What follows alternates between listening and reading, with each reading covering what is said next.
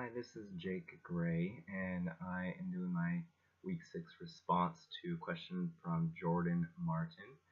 I'm going to talk quickly and kind of read what I've written here because I've got a lot to say and not a lot of time, so here we go. It said you mentioned the part of Chapter 20 that addresses the case for humanitarian intervention.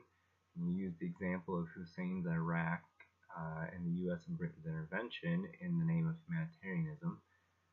However, I wanted to point out that the case of a state losing its sovereign rights and being subject to military intervention was supposed to be a multilateral one signed off by the UN Security Council, and this wasn't the case in 2003 in Iraq. The US and Britain acted unilaterally in this instance, so I'm not sure that that example quite fits into that case for humanitarian intervention.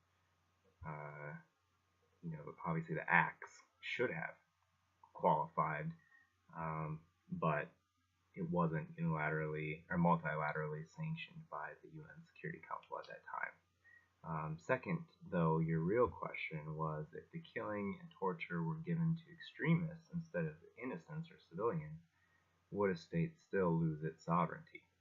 And I'm wondering if you may have had the U.S. in mind with that question with regard to Guantanamo, but I'd argue the answer is still no if these extremists committed crimes of war against a sovereign state, as the Islamic extremists incarcerated in Guantanamo have been accused of doing anyway.